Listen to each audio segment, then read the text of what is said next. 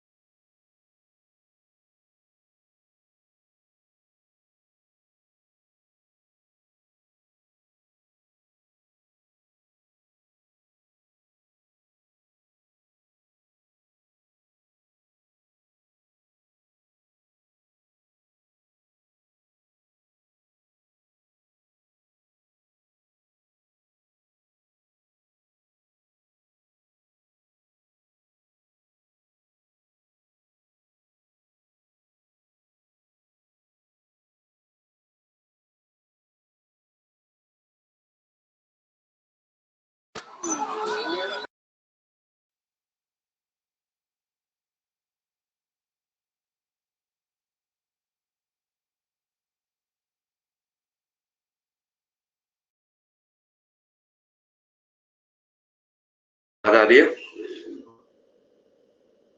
ठीक है, तो हम जो है सालाक्य तंत्र का थोड़ा सा इंट्रोडक्शन, जो डिजीज है उनके आज हम नाम है। तो पहला हम बात करें सालाक्य तंत्र की, तो होता तंत्र है तो चरक चिकित्सा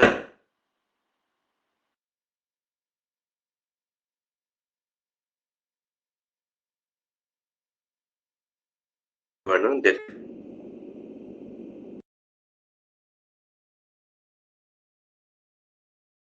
कौन सी चीज कहाँ पे दे रखी है। तो निरुक्ति की बात करें तो क्या लिखा है कि जिस तंत्र में रोगों के लिए जिस तंत्र में,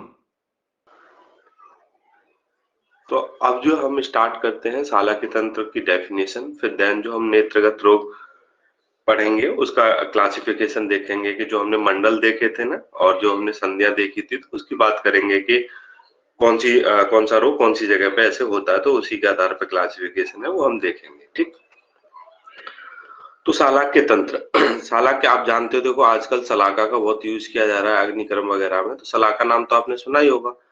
तो इसे सालाक्य तंत्र का नाम सालाक्य तंत्र क्यों पड़ा, क्योंकि इसमें जो मेनली हम जो रोगी होते हैं, ठीक है, जो रोगियों की जो निदान है एवं उसकी जो चिकित्सा है उसके लिए हम सलाका का यूज करते हैं। ठीक है, इसलिए इसे क्या बोलते हैं, सालाक्य तंत्र कहते हैं। तो देखो क्या लिखा है कि निदान में चिकित्सा में विशेषतः सलाका का प्रयोग होता है और उसे सालाक्य तंत्र कहते हैं। तो कोई पूछे सालाक्य तंत्र को सालाक्य तंत्र क्यों कहते हैं, क्योंकि भाई इसमें सलाका का यूज किया जाता है, दैट्स व्हाई। ठीक है, तो सालाक्य तंत्र के आद्य उपदेष्टा विदेह देश के राजा निमि है। ठीक है, इतना आपको डिटेल में नहीं याद करना है। अब इसके परिभाषा की बात करें तो जो सुश्रुत का जो सूत्र स्थान का जो फर्स्ट चैप्टर है उसमें क्या है, जो वेदोत्पत्ति अध्याय उसमें अष्टांग आयुर्वेद का वर्णन दिया है। तो जितनी भी डेफिनेशन है ना, जैसे आपकी सालाक्य की हो गई, शल्य की हो गई है ना, आपके कौमार वृत्ति की हो गई, काय चिकित्सा की हो गई है ना, तो ये जितनी भी डेफिनेशन है कोई पूछे कहाँ पे दी है तो आंख बंद करके बोल देना कि सुश्रुत के सूत्र स्थान के फर्स्ट चैप्टर में दी है। ठीक है, वहीं पे सारी डेफिनेशन है। तो देखो क्या लिखा हुआ है इसमें कि शालाक्यम नाम, शालाक्य नाम किसे बोलते हैं, ऊर्ध्व जत्रुगता नाम। ऊर्ध्व जत्रु का मतलब क्या होता है, सुप्रा क्लेविकल, मतलब जो हमारी क्लेविकल बोन होती है उससे ऊपर के रोगों का। ठीक है, तो जिस अंग में ऊर्ध्व जत्रुगत जो रोग होते हैं, ऊर्ध्व जत्रुगत मतलब जो हमारी क्लेविकल बोन है उससे ऊपर होने वाले रोगों को क्या बोलते हैं, ऊर्ध्व जत्रुगत रोग बोलते हैं। तो ऊर्ध्व जत्रुगत में कौन कौन सी चीज आ सकती हैं, श्रवण मतलब कान में होने वाले रोग, नयन, नयन का मतलब नेत्रों में होने वाले रोग, वदन, वदन किसका पर्याय है, मुख का। ठीक है, एक आश्य भी होता है मुख का पर्याय और एक वदन भी होता है। ठीक है, तो वदन मतलब वो वाला वदन नहीं है, यहाँ पे वदन का मतलब क्या है, मुख है। और घ्राण, घ्राण का मतलब नासिका। आदि संसरा नाम व्याधि नाम उपशमनार्थ सालाक्यम प्राणिधनार्थ च। इसका मतलब क्या है, जिस अंग में ऊर्ध्व जत्रुगत, जैसे आपका कर्ण हो गया, नेत्र हो गया, मुख हो गया और नासा हो गई, आदि स्थानों में उत्पन्न रोगों तथा उनकी चिकित्सा का वर्णन शलाका यंत्रों के स्वरूप में तथा प्रयोग करने की विधि का वर्णन होता है, उसे शालाक्य तंत्र कहते हैं। ये क्या कह रहे हैं कि जैसे आपके ऊर्ध्वजत्रुगत जो विकार होते हैं उसमें किसका यूज करते हैं, शलाका का यूज करते हैं। और ये सारी चीजें जिस भी तंत्र में जैसे कान हो गया, नाक हो गया, मुख हो गया और नासा हो गया, तो इनमें जो होने वाले रोग हैं उनका वर्णन जिसमें शलाका यूज की जाती है, तो उसको क्या बोलते हैं, शालाक्य तंत्र कहते हैं। ये इसकी डेफिनेशन है। तो देखो श्लोक याद कर लेना। शालाक्य नाम ऊर्ध्वजत्रुगता नाम रोगाणाम श्रवण नयन वदन घ्राण आदि संसरता नाम व्याधि उपशमनार्थ शालाक्य यंत्र प्राणिदानार्थ, मतलब इसमें शलाका का यूज किया जाता है मुख्य रूप से। ठीक है, तो ये तो इसकी डेफिनेशन होगी। तो देखो कर्ण क्या है, जैसे ईएनटी में आपके आता है, उसके अलावा आंख की बात की गई है ना, तो ये सारी चीजें इसी के अंदर आती हैं। आई डेफिनेशन समझ में ना भी आई हो तो कोई बात नहीं, थोड़ा थोड़ा देख लेना, हो जाएगा। ठीक है,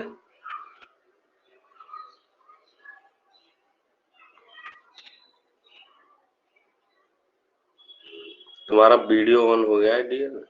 ठीक, तो अलग के नाम क्या हो गया, हमने डेफिनेशन देखा। उसके बाद अगर हम बात करें तो रेफरेंस की बात कर रहे थे हम कि जो सुश्रुत के जो उत्तर तंत्र है, जैसे देखो चरक में उत्तर तंत्र का वर्णन नहीं है, चरक सूत्र स्थान मिलता है, चरक चिकित्सा स्थान मिलता है, विमान मिलता है, निदान मिलता है, शारीर मिलता है, चरक में उत्तर तंत्र नहीं है।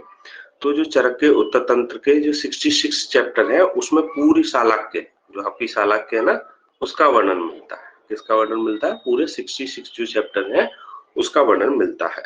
ठीक है, तो ये वर्णन कहाँ से, जो उत्तर तंत्र का पहला चैप्टर, ठीक है, और 26 चैप्टर, ठीक है, फर्स्ट से 26 तक मिलता है। कैसे मिलता है, देखो वो देखो, जो 1 से 19 तक चैप्टर है उसमें आपके नेत्र रोगों का वर्णन दिया हुआ है, और 20 से 21 वाले में कांड रोग दिए गए हैं, और 22 से 24 में नासा दिए गए हैं, और 25 से 26 में सिरो रोग दिए गए हैं। ठीक है, तो 1 से 19 में नेत्र रोग, इसका मतलब नेत्र रोग बहुत सारे होंगे।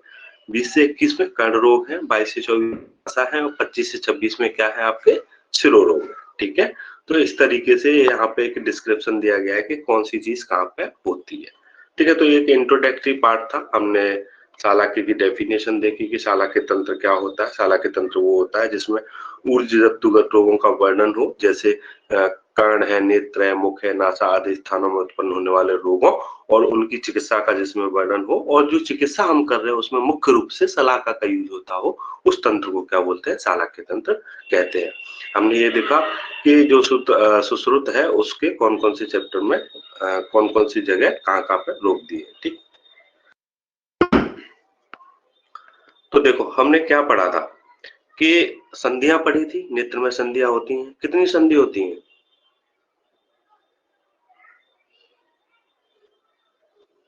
बोलो, किसी को नहीं पता यार, ऐसे नहीं कर पाओगे तुम ऐसे। सर 2 संधि होती हैं। 2 संधि, अच्छा, हाँ वो मुख्य रूप से 2 संधि वाला 5 संधियां होती हैं वैसे हमने देखा था।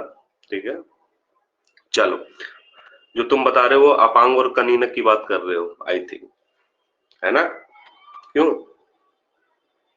Yes sir. ठीक है, देखो अगर साथ के साथ नहीं पढ़ोगे तो मैं गारंटी दे रहा हूँ हवा भी नहीं लगेगी, पता भी नहीं लगेगा चल क्या रहा है।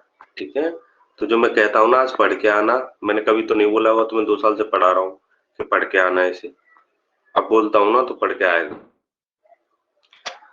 तो देखो हमारी आंखों होने वाले रोग होते हैं। फिर हमने किसकी बात की थी, वर्तम की। ठीक है, किसकी बात की थी, वर्तम की, यानी जो आपकी जो आईलिड है उसकी बात कर रहे हैं। फिर आपने जैसे बाहर से देखा, आपको आईलिड दिखी, ठीक है, तो उसके बाद क्या है, आपको व्हाइटिश पोर्शन दिखता है, तो उसे बोलते हैं शुक्लगत बोलते हैं, तो उसमें होने वाले रोग। फिर मैंने क्या बोला था कि जैसे ये आपकी ये आईलिड हो गई, फिर बाहर ये क्या है, आपका व्हाइट व्हाइट पोर्शन क्या है, शुक्लगत हो गया। फिर यहाँ पे इस तरीके से इसके बीच में एक और, तो ये जो पूरा पार्ट है ये आपको काला दिखता है, तो ये कृष्णगत हो गया। ठीक है, इसके अंदर छोटा सा जो आपको मसूर नुमा है ना, जैसे मसूर का दाल होता है ना, ऐसे ही बोला गया है, मसूरनुमा स्ट्रक्चर होती है, उसे क्या बोलते हैं? दृष्टि बोलते हैं, तो दृष्टिगत। और जब पूरी आंख में रोग फैल जाए तो उसे बोलते हैं सर्वगत। ठीक है, तो इस तरीके से क्लासिफिकेशन दिया गया है। तो कौन सा है? संधिगत, वर्त्मगत, शुक्लगत, कृष्णगत, दृष्टिगत और सर्वगत।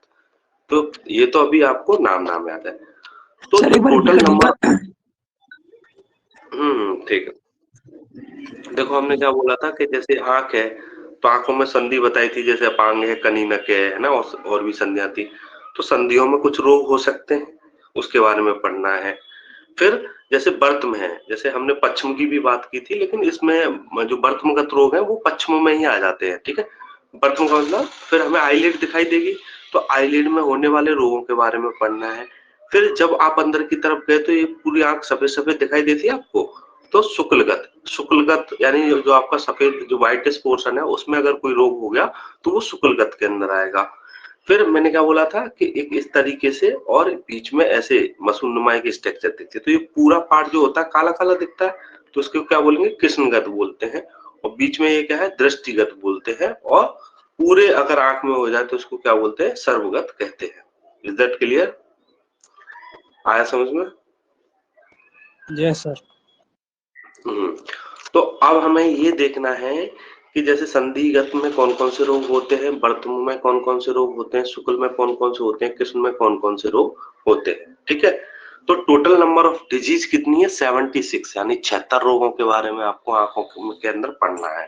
ठीक है, अब इस 76 रोग में से 9 तो संधि में होते हैं, 21 वर्त्म में होते हैं, 11 शुक्ल में होते हैं, कृष्ण में 4 होते हैं, दृष्टि में 12 होते हैं और सर्वगत में कितने होते हैं? 17 होते हैं। ठीक है, तो अब याद कैसे करोगे भाई? कैसे याद करोगे?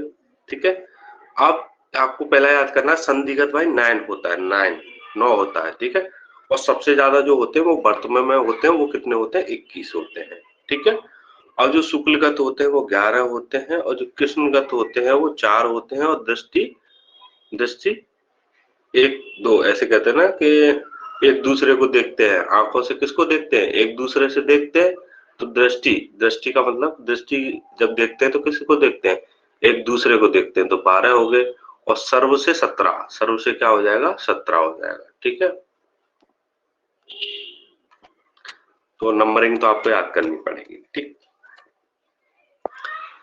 अब हम बात करते हैं किसकी, इनको कैसे याद करना है। ठीक है, तो देखो संधिगत में 9 रोग होते हैं, तो वो कौन कौन से होते हैं? नाम है पुयालस, क्या है? एक सेकंड, पुयालस, उपनाह, और 3 प्रकार के संधि से स्राव होते हैं। ठीक है, कौन से? पित्तस, कफज और रक्तस, है ना। और एक सॉरी 4 प्रकार के होते हैं, और पुई स्राव हो गया। नेक्स्ट हम बात करें पर्वणी, अल्जी और क्रमी ग्रंथि। क्या है? पर्वणी, अल्जी और क्रमी ग्रंथि। अब इसको याद कैसे करोगे? याद तो करना पड़ेगा। अब क्या है, एक पुष्पा है, कोई आंटी जी है, पुष्पा को क्या है? संधिगत रोग हुआ है। क्या हुआ? पुष्पा को संधिगत रोग हुआ है। तो पुष्पा, पी से क्या हो गया? पुयालस हो गया, यू से क्या हो गया? उपनाह हो गया, और एस से क्या हो गया? श्राव। श्राव कितने प्रकार के? 4 प्रकार के। कौन कौन से? वात नहीं है इसमें, कौन सा नहीं है? वात नहीं है, वात की जगह पुय आ गया है। तो वात नहीं है तो क्या है? पित्त है, कफ है और रक्त है। सुश्रुत ने चौथा दोष रक्त को माना है, और पुय श्राव है। ठीक है, ये हो गया। अब और पुष्पा, ठीक है, पी ए, फिर P A, P A, P से क्या हो गया? पर्वणी हो गया, ए से क्या हो गया? आपका अल्जी हो गया, और को से क्या हो गया? क्रमी ग्रंथि हो गया। क्या हो गया? क्रमी ग्रंथि। राइट, आया समझ में? पुष्पा को क्या हुआ था भाई? संधिगत रोग हुआ था। अब डेली डेली आपको ये याद करना है कि पुष्पा को क्या हुआ था? संधिगत रोग हुआ था। आया समझ में कि नहीं? कर लोगे?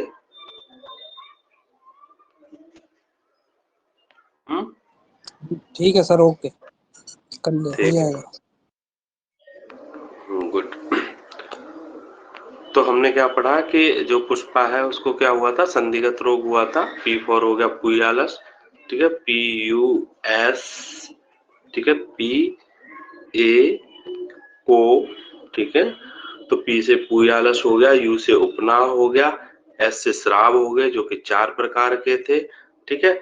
फिर दूसरे पी से परवणी हो गया, ए से अलजी हो गया, के से कोक से क्या हो गया, कृमि ग्रंथि हो गया। तो पुष्पा को क्या है, संधिगत रोग हुआ था। तो ये आपको याद रखना है, मैं कभी भी आपसे पूछ सकता हूँ, राइट। नेक्स्ट हम बात करें किसकी, नेक्स्ट जो बात करते हैं वो किसकी बात करेंगे अब हम यहाँ पे वर्तमगत रोगों की, ठीक है। वर्तमगत रोग 21 होते हैं, इन्हें मैं याद कराता हूँ कैसे, देखो ध्यान से सुनो। देखो हम कैसे याद करेंगे, आपको पता है कुछ रोग साध्य होते हैं, कुछ असाध्य होते हैं और कुछ याप्य होते हैं, ठीक है। पता है ना आपको, कुछ रोग तो साध्य होते हैं, कुछ असाध्य होते हैं और कुछ कैसे होते हैं, याप्य होते हैं। तो जो साध्य होते हैं वो कितने होते हैं, 17 होते हैं, साध्य फॉर 17, ठीक है। साध्य कितने होते हैं, 17 होते हैं। 2 बार पढ़ोगे और सुनोगे फिर लिखोगे तो हो जाएगा। तो साध्य रोग कितने होते हैं, 17 होते हैं। और जो असाध्य रोग होते हैं वो 3 होते हैं। असाध्य रोग कितने होते हैं, 3 होते हैं। और याप्य कितने होते हैं, 1। पहले हमने पढ़ा कि साध्य होते हैं कुछ रोग, कुछ असाध्य होते हैं, कुछ याप्य होते हैं। तो साध्य रोग 17 हो गए, असाध्य 3 हो गए और याप्य कितने हो गए, कितने हो गए, 1 हो गए। कैसे, क्योंकि हमें पता है टोटल नंबर ऑफ वर्तमगत रोग कितने होते हैं, 21 होते हैं। तो 17 साध्य है, 3 असाध्य है और 1 कितना है, याप्य है। अब देखो, अब जो साध्य है उनको फर्दर क्लासिफाई किया गया है। अब साध्य रोग जो है, एक तो देखो किसी भी जैसे शस्त्र से आप ठीक करोगे। मैं जब आपको पढ़ाता था सर्जरी, तो आप कोई भी डिजीज पढ़ रहे थे तो उसका 2 तरीके से ट्रीटमेंट करते थे, मेडिकली और सर्जिकली। यानी आप सर्जरी का इस्तेमाल कर रहे हैं और मेडिकली इस्तेमाल कर रहे हैं। तो साध्य रोगों को ही तो ठीक करोगे, असाध्य रोगों को तो ठीक नहीं कर सकते। तो वही शस्त्रकृत मतलब आप शस्त्र से यूज कर रहे हैं सर्जिकली, है ना। और अशस्त्रकृत मतलब जो जिनमें अशस्त्र मतलब शस्त्र का यूज नहीं होता। तो जो शस्त्र वाले हैं वो कितने हैं, 17 में से 15 है। और अशस्त्र वाले कितने हैं, 2 है, ठीक है। अशस्त्र वाले कितने हैं, 2 है, ठीक। अब जो शस्त्रकृत है उसमें भी हम जो शस्त्र है हम क्या करेंगे सर्जरी में, छेदन करेंगे, भेदन करेंगे, क्या करेंगे ये भी तो पता होना चाहिए हमें। तो 6 भले, है ना, जैसे 6 भले छेदन भेदन लेखन मैंने बताया था ना, 6 भले या ऐसे करके। तो छेदन, छेदन भेदन और लेखन। छेदन कितने रोगों में करना है, 3 रोगों में करना है। भेदन भी 3 रोगों में करना है। और 9 में कितना क्या करना है, लेखन करना है। 9 में क्या करना है आपको, लेखन करना है। और असंस्कृत वाले 2 हैं, ठीक है, वो अभी हम नाम पढ़ेंगे। तो पहले हमने नंबरिंग देखी, क्या देखी कि हमने देखा था कि जो वर्तमगत रोग हैं वो साध्य होते हैं, कुछ असाध्य होते हैं, कुछ याप्य होते हैं। साध्य, साध्य फॉर 17, असाध्य 3 और बचा कितना, 1, ठीक है। साध्य को भी जो शस्त्र से ठीक होते हैं, जो बिना शस्त्र के ठीक होते हैं। जो शस्त्रकृत होते हैं वो 15 होते हैं, जो अशस्त्रकृत होते हैं वो 2 होते हैं। शस्त्रकृत यानी 15, 15 में भी शस्त्र मतलब कौन सी सर्जरी करेंगे, छेदन करेंगे, भेदन और लेखन करेंगे। छेदन के 3, भेदन के 3 और लेखन के भी 3 होते हैं, ठीक है।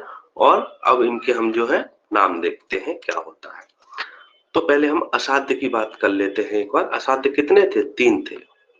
तो असाध्य कौन है, बंदर है। कौन है असाध्य, बंदर। बंदर का मतलब वानर कहते हैं ना, वानर। तो वानर क्या है, असाध्य है। तो वानर, तो वा से क्या हो गया, जैसे डेविड वार्नर सुन लो या कुछ भी, है ना, वानर वानर ही बोलते हैं उसको। तो वात हर्त वर्त, ठीक है। तो वा से क्या हो गया, वात हर्त वर्त। और ना से क्या हो गया, निमेष। और आर से क्या हो गया, रक्त आर्ष, मतलब रक्त आर्ष, ठीक है। तो वात हर्त वर्त में निमेष और रक्त आर्ष, ठीक है। तो वात अर्थ वाले में वात की प्रधानता होती है, निमेष में भी वात की होती है। और जो रा से रा याद रखना, रक्त, इसमें रक्त की प्रधानता होती है। पढ़ना पड़ेगा, बार बार पढ़ना पड़ेगा, याद भी करना पड़ेगा, पास होना है तो, ठीक है। चलो, ऊपर 2 वालों में वात होता है, नीचे क्या है, रक्त होता है। ये तो हमने असाध्य रोग किस में होते हैं, वानर में होते हैं।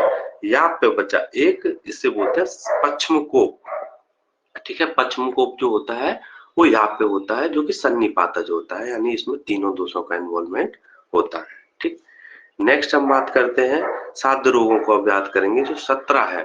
साध्य रोगों में शस्त्रकृत 15 थे, अशस्त्रकृत 2 थे। मतलब जो अशस्त्रकृत थे वो 2 कौन कौन से, प्राकिलन वर्त्म और अकिलन वर्त्म। प्राकिलन और अकिलन, ठीक है। प्राक्लिन वर्त्म और अकिलिन वर्त्म। तो प्राक नाम से पता लग रहा है, प्राक कफ होता है और अकिलिन वाले में क्या होता है, रक्त होता है। आप ये याद कर पाए दोस्तों, बहुत अच्छी बात है। अब बात करें इसकी छेदन भेदन लेखन की। छेदन वाले में कितने थे, 3 थे। भेदन वाले में भी कितने थे, 3 थे। और लेखन वाले में कितने थे, 9 थे। तो छेदन की बात करें तो 3 होते हैं। तो छेदने की आस कहते हैं ना, इसे इसको तो ऐसा मन कर रहा है छेद दूं क्या, ऐसा बोलते हैं ना। तो छेदने की आस होती है किसी को। तो ए से अर्शोवर्त्म, आ से अर्बुद और सा से क्या हो गया, शुष्कार्श हो गया। ठीक है। अब भेदन क्या होता है, जैसे लव सीजन होता है ना, जैसे भाइयों में, या जो बेस्टीज होती हैं ना, या कोई और टाइप का जो लव होता है, उसमें क्या है, भेज देते हैं एक दूसरे को। ठीक है। आजकल जैसे भाइयों में लव हो रहा है तो एक दूसरे को भेज देते हैं ना, पैसों के लिए, खेत के लिए, जो भी व्हाटएवर। तो वो लव दूसरे टाइप का हो गया। तो ला से क्या हो गया, लगड़ हो गया। और आ से क्या हो गया, लब को हम कैसे लिखेंगे, लव। तो ला से क्या हो गया, लगड़ हो गया। ये से क्या हो गया, अंजना में क्या हो गया, और इससे क्या होगा, विस्वर्त हो गया। ठीक है। नाम तो याद करने पड़ेंगे आपको, अजीब अजीब से हैं, पहली बार सुन रहे होंगे जीवन में। अब बात करते हैं लेखन वाले के 9। लेखन वाले के 9 की बात करें तो हाँ, तो लगड़ में कफज होता है, अंजनमक्का में जो है आर होता है, इसे स्टाई बोलते हैं। आगे हम पढ़ेंगे। विस्वर्त में सन्निपातज होता है। तो लेखन की बात करें तो 9 होते हैं। ठीक है, 9 होते हैं। तो 9 में क्या है, लेखन में यूके का पौआ कैसा है, बकवास। पौआ का मतलब होता है जो आप दारू पीते हो, उस पौए की बात कर रहे हैं, या कोई भी और पौआ है ना, पौआ लिख लो। तो यू से क्या होगा, उत्संगनी। के से क्या होगा, कुंभिका हो गया। पौआ, पौआ से पोथकी। और वा से बर्तम सरकरा। ठीक है। बकवास, बी से क्या हो गया आपका, बहल बर्तम हो गया। का से क्लिष्ट हो गया। के से करदम हो गया। वी से बर्तम बंद हो गया। और एस से क्या हो गया, श्याप बर्तम हो गया। ठीक है।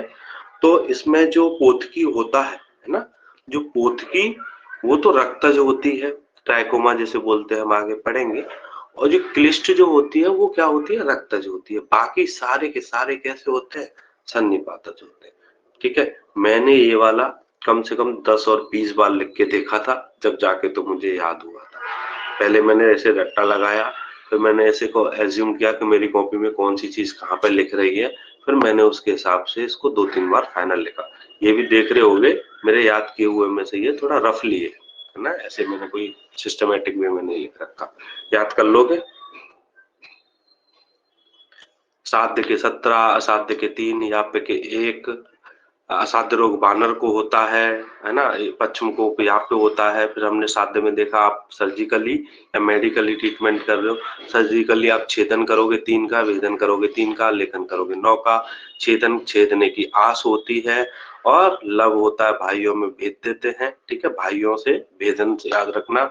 लव हो गया। लेखन क्या है, यूके का पौआ बकवास होता है। तो इस तरीके से। और असंस्कृत में 2 होते हैं, प्रकिलन वर्तम और अकिलन वर्तम। ठीक, चल याद हो जाएगा। क्या कह रहे हो सर, टेंशन सी हो गई है।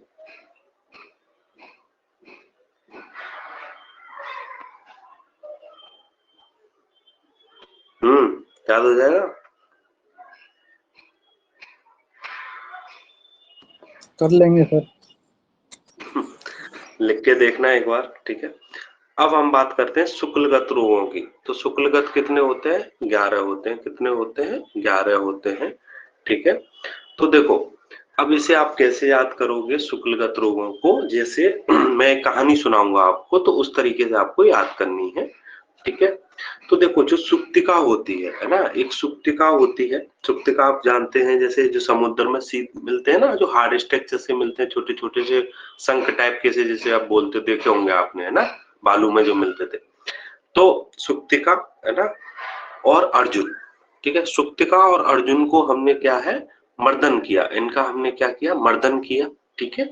तो मर्दन किया, जब इसे सुक्तिका और अर्जुन को जब हम मर्दन कर रहे हैं, मर्दन का मतलब पीसते हैं। तो पीसते हैं तो ये दोनों हार्ड स्ट्रक्चर होती हैं। तो पहले ये ग्रंथि रूप में बन जाती है। किस में बन जाती है, ग्रंथि रूप में बन जाती है। ठीक है। अब ये ग्रंथि बन गई, लेकिन हमें तो इसका पिष्ट क्वाथ बनाना था, है ना, तो आगे की प्रोसेस भी हमें पूरी करनी है। तो ग्रंथि बन गई, फिर हमने एक और बार इसको पीस दिया। ठीक है, मर्दन कर दिया, तो इसकी पिष्टी बन गई। अब इस पिष्टी को हम क्या है गर्म करेंगे, ठीक है, पिष्टी को हम क्या करेंगे गर्म करेंगे। और अब इतनी हार्ड स्ट्रक्चर है तो एक बार तो गर्म कर नहीं सकते, कितनी बार करेंगे 5 बार गर्म करते हैं। कितनी बार गर्म करते हैं 5 बार गर्म करते हैं।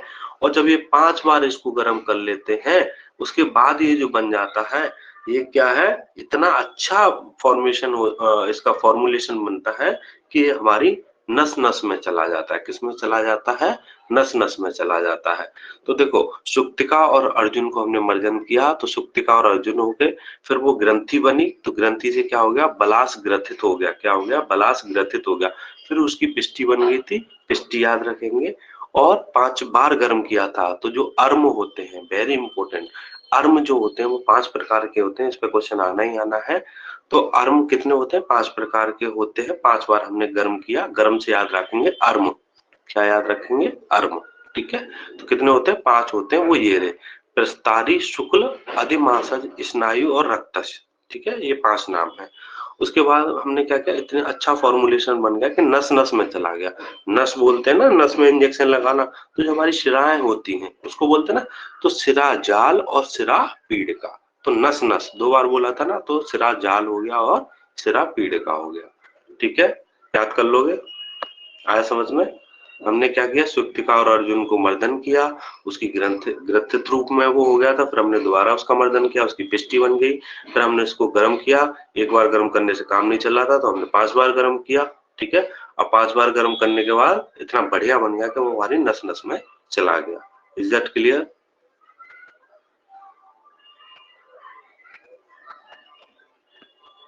क्लियर है? क्लियर। ठीक है। तो आज मैंने आपको 21 इसके और 9 इसके कितने हो गए 30 हो गए और 11 इसके 41 नाम याद कराए हैं। कल मैं सबसे सुनूंगा, याद करके आना।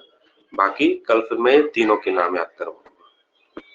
नाम याद करना तो लिए बहुत जरूरी है भाई। वो क्यों जरूरी है बताऊंगा, ठीक है। चलो कल याद करके आओगे ना पक्का?